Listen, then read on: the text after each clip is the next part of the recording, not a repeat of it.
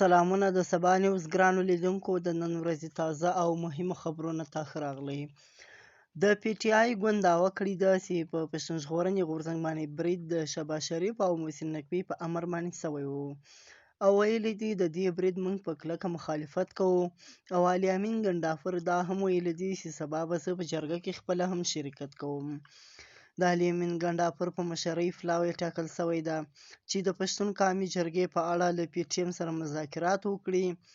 د پښتون ژغورنې غورځنګ وایي په خیبر کې د اکتوبر 11مه د پښتنو رابلل سوي جرګې ځای کې د امنیتي ځواکونو په ډزو کې د وژل سویو کسانو شمېر 4 ته رسېدلی ده.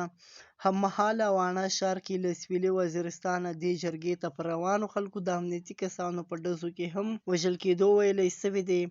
له دې سره د پی ټي ایم مشر منظور پښتین تېر ماښام ناوخته یو پیغام کې ټینګار کړی ده چې د جرګې د ترسره کېدو پلان پر خپل ځای دی او خامخا به کېږي.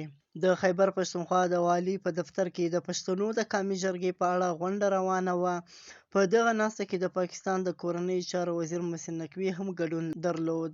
پی ټي ایم وايي خیبر کې د پښتنو قومي جرګې په منتظمینو د پاکستاني امنیتي ځواکونو ډزو کې 4 کسان شهیدان شوي دي. پی ټي ایم ویلي وو د دغو 4 کسانو جنازه به په 3 بجې ترسره کېږي. په دغه جنازه کې منظور پښتین او ورسره د ډیری سیاسي پارټیانو مشرانو هم ګډون وکړ. واڼه کې هم د جرګې ته پر لاره خلکو د امنیتي ځواکونو ډزو کې یو کس د وژل کېدو خبر ورکړی دی. منظور پښتین وایي د جرګې ترسره کېدو پلان په خپل ځای دی او خامخا به کېږي. منظور پښتین زیاته کړې ده چې د پی ټي ایم شاوخوا 400 غړي نیول سوي دي. د تحریک انصاف ګوند ویلي دي د پښتنو پر عامه جرګې برید د شهباز شریف او نقوي په امر سوی دی. موږ یې په کلکه غندنه کوو.